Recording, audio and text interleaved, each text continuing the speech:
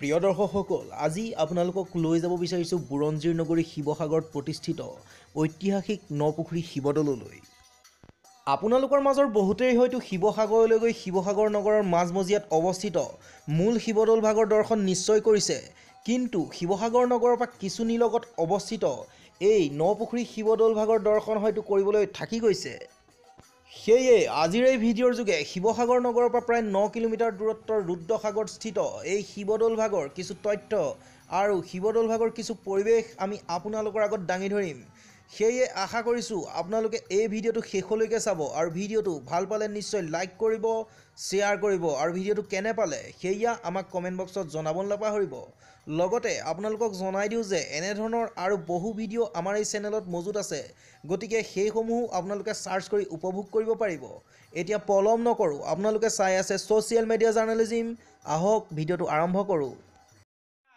অসম বুৰঞ্জীৰ ইতিহাস বহন কৰি অহা ঐতিহাসিক এই শিৱদৌল ভাগৰ মূল প্ৰৱেশদ্বাৰৰ দেৱালত এনেদৰে সংকটমোচন ভগৱান শ্ৰী হনুমান আৰু প্ৰথম পূজ্য ভগৱান শ্ৰী গণেশৰ প্ৰতিমূৰ্তি এনেদৰে খোদিত হৈ আছে।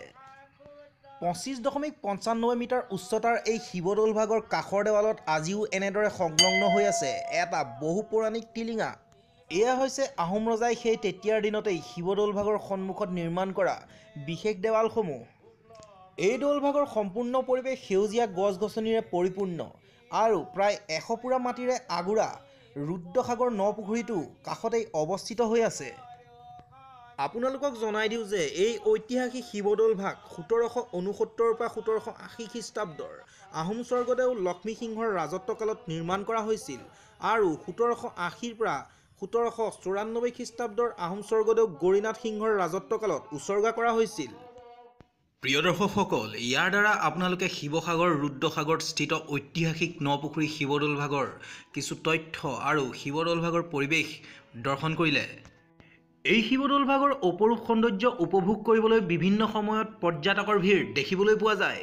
আপুনিও যদি এই শিৱদৌল ভাগ আজিলৈকে দৰ্শন কৰা নাই তেন্তে নিশ্চয় আহক আৰু এবাৰ উপভোগ কৰক এই শিৱদৌল ভাগৰ সৌন্দৰ্য।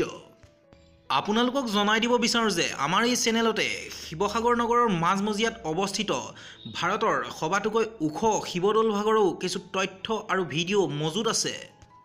লগতে ভিডিঅ'টোত দেখিবলৈ পাব আপোনালোকে হয়তো কেতিয়াও নেদেখা শিৱদৌলৰ শিৱলিংগ ভাগ।